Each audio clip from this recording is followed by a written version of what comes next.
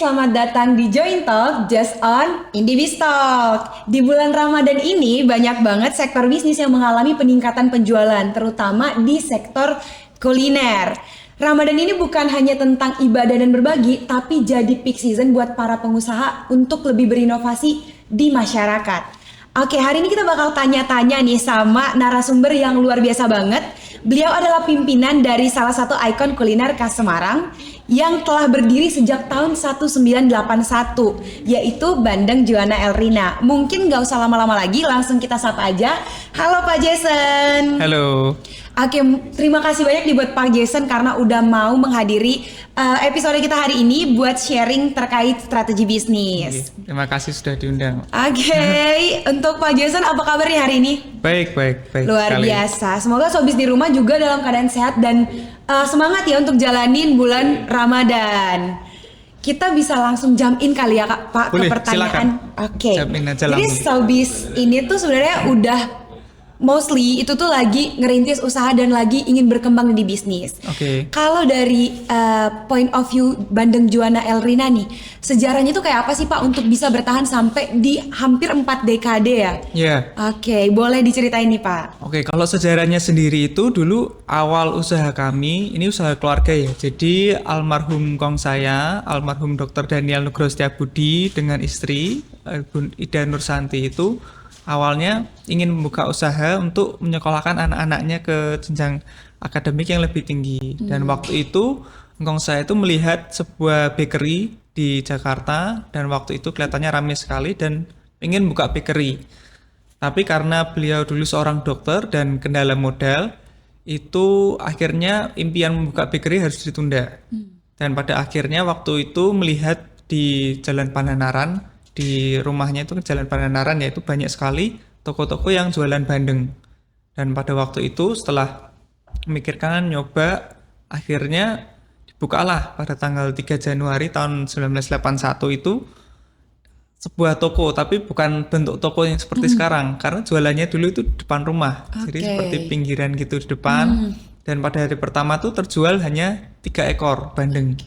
Ya, jadi bisa dibayangkan progresnya sampai sekarang dari dulu awalnya hari pertama cuma 3 ekor sampai sekarang bisa seperti ini tuh sangat luar biasa sekali berkatnya. Sampai 45 tahun bertahan ya. Oke, berarti untuk memulai bisnis Bandeng Juana Elrina ini emang ada perhitungan khusus nih terkait kemampuan dan gimana waktu yang bisa diluangkan gitu. Ya. Selain itu emang ada tekad dari pendiri itu tuh untuk harus sukses di percobaan ini kayak gitu ya. Betul sekali. Karena waktu itu tadinya yang pikirnya awalnya untuk bakery, peralatan bakery itu cukup mahal, jadi harus beli oven, beli peralatan mixer segala macam, itu modalnya cukup besar dan waktu itu nggak bisa pinjam bank. Jadi salah satu opsinya kita harus ganti pivot sedikit di awal, akhirnya makanya pilih untuk jualan bandeng waktu itu. Iya. Oke, ini kan udah berdiri sejak 1981. Kayak yang udah saya mention tadi apa itu 45 tahun, kurang lebih 4 dekade. Iya, tahun ini 45 tahun. Wow. Jadi gimana sih sebenarnya filosofi dari Elrina sendiri tuh membawa keberkahan di Kota Semarang selama puluhan tahun? Karena pastinya bakal berdampak ke Kota Semarangnya kan. Betul. Jadi filosofi kami sendiri, kita punya visi misi, tapi pada intinya visi misinya itu yang pertama, visinya itu kasih. Jadi kasih itu kami interpretasinya sebenarnya kami merasa kami itu sangat diberkati oleh Tuhan dan kami ingin menyalurkan berkat itu ke semua orang. Nah, semua orang itu siapa aja? Yang pertama itu customer, kemudian juga untuk karyawan staf kami, ketiga juga mitra-mitra kami, termasuk yaitu supplier, juga tetangga-tetangga kami. Jadi kami juga ada beberapa pedagang kaki lima di depan, kami juga ingin menyalurkan berkatnya. Jadi untuk kami itu, toko kami merasa bahwa kalau ada keramaian itu toko kami juga ikut ramai. Jadi kami tidak mengusir atau tidak menolak kalau ada penjualan pedagang-pedagang di depan toko kami itu mereka juga boleh ikut jualan. Oke, berarti kayak emang ya udah kita sharing aja nih di sini. Kita sharing aja. Benar. Seperti itu. Untuk lokasi Bandeng Juana Elrina di Semarang itu ada berapa titik, Pak? Kalau kami di Semarang ada 4 outlet. sebenarnya hanya ada di Semarang sih. Kita Oke. ada 4 outlet, di Jalan Pandanaran ada 2, kemudian di Jalan Pamularse, kemudian juga di daerah Ngalian itu di Jalan Prof Hamka. Jadi Oke, ada berarti 4. udah banyak nih ya Ada Pak ya. 4 sih, cukup lah. Oke. Jadi kan kalau kita lihat dari semua sektor bisnis di bulan Ramadan ini kan jadi golden moment ya, jadi peak Ya, betul. season. Kalau untuk Bandeng Juana Elrina sendiri tuh biasanya demand tuh mulai naik tuh di awal, pertengahan atau justru di akhir waktu mau menjelang hari raya. Oke. Jadi kalau untuk di hari bulan-bulan Ramadan itu sebenarnya kita ramenya itu di H plus 3, 4, 5. Karena untuk orang-orang yang ke Semarang, kalau beli oleh-oleh biasanya kan di penghujung ya, waktu mereka Oke. sudah mau pulang. Jadi kalau di awal-awal atau hari H-min sampai H0 itu biasanya kita biasa-biasa, masih seperti rame pada umumnya atau weekend. Nah, waktu H plus sudah orang pada mau pulang, arus balik, itulah dimana titik kita biasanya mulai rame. Rame. Ya, mulai Oke. peaknya di situ. Oke, jadi kan tadi tuh ada keramaian tuh biasanya di bulan Ramadan ini. Iya. Kalau secara angka tuh kira-kira tuh berapa persen tuh kenaikannya dari Oh, bulan-bulan Dari biasa? bulan-bulan biasanya ya. Kalau untuk bulan-bulan dibandingkan bulan-bulan biasa mungkin bisa 2 kali sampai 2,5 kalinya. Oh, lumayan biasanya. gede ya. Iya, cukup. Bisa sampai 50% Iya. berarti. Oke. Dengan demand yang melonjak kayak gitu nih, Pak. Pasti kan harus ada persiapan khusus karena selain permintaan yang tambah berarti produksinya juga harus tambah. Betul. Kalau dari Bandeng Juana Elrina sendiri tuh ngadepin lonjakan permintaan konsumen itu persiapannya apa aja? Yang pertama itu berarti harus stok bahan bakunya. Yang pertama. Jadi bandengnya kita sebenarnya harus jauh-jauh hari, mungkin 2-3 bulan sebelumnya itu sudah mulai nyetok. Cuma memang kebetulan tahun ini stok bandengnya cukup sulit. Oke. Jadi kami itu miss banyak sekali untuk bulan ini. Ya, jadi kita hanya bisa doa ya. Oke. Karena masalah bandeng itu kan alam ya. Iya. Karena itu kan ditambak, dan itu kalau seperti Semarang ini yang hujan terus, kalau banjir ya bisa gagal panen, bisa ikannya hanyut, kebanjiran. Jadi seperti itu. Oke. Jadi kalau misalnya kita ngomongin produk ini kan banyak banget nih menu yang dari Bandeng Juana Elrina. Iya. Kayak nggak cuma satu doang. Apa menu andalan atau hampers spesial yang disiapkan khusus untuk Ramadan atau Lebaran yang biasanya tuh paling rame dicari orang? Oke. Kalau untuk Ramadan sendiri sebenarnya kami tidak mempersiapkan hampers khusus untuk khusus Ramadan ya. Cuma memang dulu itu kita mempersiapkannya kemasan khusus, edisi Oke. khusus. Tapi kalau kami juga ada bakery namanya Diriana. Di Diriana Bakery itu kami ada hampers juga yang kami Oke. jual di toko Bandeng Juana Elrina. Oke. Dan biasanya hampersnya ini memang khusus untuk edisi Lebaran, kemasannya kemasan Lebaran, dan itu jualannya biasanya produk-produk keringan seperti itu. Oh, Jadi kalau untuk Bandeng Juana Elrina sendiri, kita memang produknya tidak ada produk khusus hampers, cuma hanya yang dibedakan hanya kemasannya aja. Oke. Iya. Ngomong-ngomong tentang kemasan nih Pak, ini kan permintaan meningkat dan banyak juga customer yang datang dari luar kota, Betul. terus beli bandeng. Nah, kalau dari Bandeng Elrina sendiri itu gimana sih jaga kualitas dan kesegaran bandengnya itu biar tetap autentik nih nyampe ke luar kota pun dia masih aman. Oke. Itu tuh caranya gimana? Jadi kami kalau untuk teman-teman customer yang di luar atau terutama luar pulau ya, misalnya ke Kalimantan, Sumatera, itu biasanya kami rekomen beli bandeng yang vakum. Oke. Jadi vakum kami ada beberapa, ada yang tahan vakum itu tahan 5 hari, ada yang tahan 3 bulan, sama ada yang 4 bulan. Oke. Jadi tergantung perjalanannya kemana dan mau itu sampai tujuannya itu tanggal berapa, kita akan menyesuaikan, kita rekomen Pak Bu beli yang Oke. vakum yang ini gitu. Berarti emang udah ada disediain ya Sudah sesuai ada. dengan kebutuhan dari Sesuai customernya. dengan kebutuhan customer. Oke.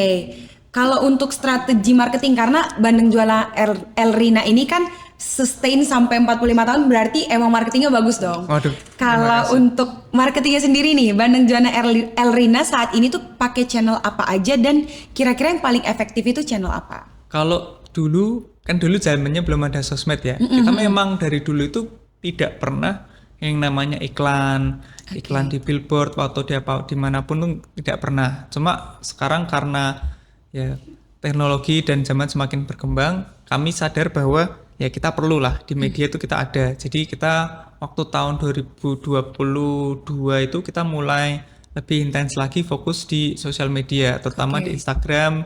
Sekarang kami juga memang ada TikTok, akun TikTok. Dan kami juga mulai lebih intens lagi jualan di media marketplace seperti Tokped, Shopee, Oke, udah masuk TikTok e-commerce. Shop, sudah e-commerce juga ada. Jadi kami juga menyadari bahwa customer base kami semakin muda. Kita juga harus meregenerasi customer-customernya. Karena banyak sekali kalau saya ketemu customer itu seringnya mereka taunya, oh ini dulu bapakku, mamaku itu mesti belinya di sini. Cuma saya juga pengen, oh mereka tuh beli karena mereka pengen gitu. Oke. Ya, bukan titipan atau gimana. Mungkin kalau dulu tuh emang karena kualitasnya dijaga dengan baik, jadinya marketing itu dari mulut ke mulut ya. Betul. Tapi kalau sekarang emang karena udah zamannya udah digital, jadi kayak mau nggak mau kita nih harus ikut marketingin produk kita karena takutnya bakal kegerus. Betul. Oke. Karena kompetisi juga semakin ketat, banyak sekali mungkin penjual-penjual yang sekarang juga punya knowledge-nya, punya teknologinya. Jadi kita juga harus ngikuti perkembangannya. Kalau enggak kita bisa kalah. Oke. Mungkin kita back ke tentang Ramadan nih. Boleh. Apa nih tantangan terbesar, tantangan operasional sih, lebih ke operasionalnya saat peak season kayak Ramadan ini yang pernah dihadapin. Terus caranya Bandeng Juana Elrina ini ngadepin itu gimana? Kayak yang tadi misalnya stok pasokannya agak susah nih. Cara ngatasin itu gimana? Terus apa ada emergency protokol yang udah dibuat sama Bandeng Juana Elrina? Oke. Kalau untuk bandengnya sendiri, biasanya kalau untuk bandeng yang stoknya menipis ya itu jujur cukup sulit. Sebenarnya kami sudah ada siap kapasitas cool room atau freezer tuh banyak. Sebenarnya cukup untuk momen lebaran ini. Tapi yang namanya ya alam itu kita tidak bisa kontrol ya. Salah satu faktor X yang kita tidak bisa kontrol. Tapi kalau untuk faktor-faktor yang lain itu kita biasanya selain bahan baku kita harus mempersiapkan satu SDM-nya. SDM-nya biasanya kita mempersiapkan itu nambah. Jadi karena ini momen lebaran ini kan momen libur cukup panjang. Jadi biasanya kami juga hire pegawai harian yang biasanya dari mungkin anak-anak sekolah yang libur, anak-anak kuliah yang cari kerja, itu kami juga hire. Yang kedua itu kita juga harus nyetok kemasan cukup banyak. Dan itu biasanya kami gudangnya sangat penuh sekali, nggak cuma untuk stok bandeng, stok kemasan, kami juga barang-barang konsinyasi, barang-barang yang titip jual itu kami juga stok cukup banyak. Itu caranya dari Bandeng Juana Elrina sendiri untuk ngadepin peak season kayak sekarang. Kalau dari Pak Jason sendiri nih, seberapa penting sih peran teknologi digital dalam mengelola pesanan online dan stok barang saat musim Ramadan? Kayak tadi itu kan udah masuk barang-barang tuh udah masuk ke e-commerce. Tapi kan kadang-kadang tuh masih kayak emang ada tapi cuman buat formalitas doang atau ternyata emang udah di sana udah rame ternyata dan teknologi ternyata berdampak tinggi buat Bandeng Juana Elrina. Gimana? Jadi kalau untuk stoknya sendiri jujur teknologi itu sangat penting.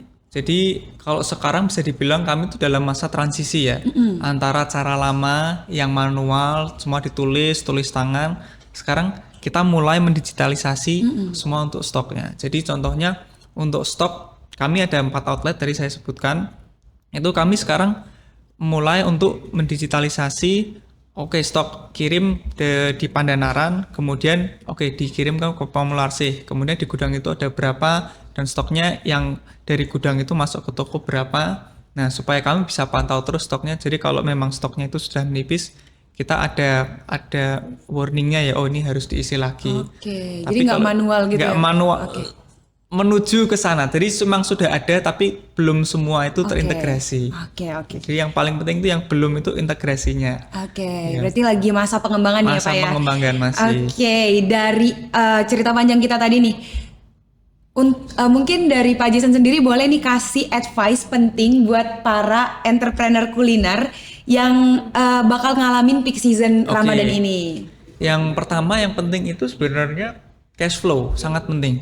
Jadi cash flow itu kenapa sangat penting? Karena seperti tadi kita harus nyetok bahan baku, kemasan, kemudian kalau namanya bulan Ramadan pasti kita ya semua tahu kalau yang punya usaha itu bagi THR. Jadi kita itu di depan sebelum kita terima duit banyak kita harus ngeluarin duit banyak. Jadi cash flow itu nomor 1, sangat penting sekali. Ya bayar THR, bayar gaji untuk nyetok barang kan kita juga harus bayar di depan juga. Ada beberapa memang kita tempo, ada juga yang beberapa kita bayar dulu di depan. Jadi itu cash flow sangatlah penting. Jadi perlu sangat diperhatikan untuk pengeluaran-pengeluaran teman-teman ya. Kalau yang punya usaha itu harus sangat diperhatikan. Oke, cash flow ya. Mungkin advice yang paling harus banget diperhatikan buat peak season kayak gini emang cash flow-nya harus jelas. Harus jelas. Oke. Nah, dari perjalanan panjang selama 45 tahun ini pasti ada kesalahan-kesalahan kecil maupun kesalahan besar. Apa nih dari Pak Jason yang harus dihindari nih sama teman-teman entrepreneur saat peak season kayak gini? Saat peak season seperti ini, yang pertama tadi mungkin cash flow perlu diperhatikan ya, karena itu siapapun bisa salah, bisa miskalkulasi atau apapun. Yang pertama cash flow, yang kedua itu mempersiapkan SDM-nya.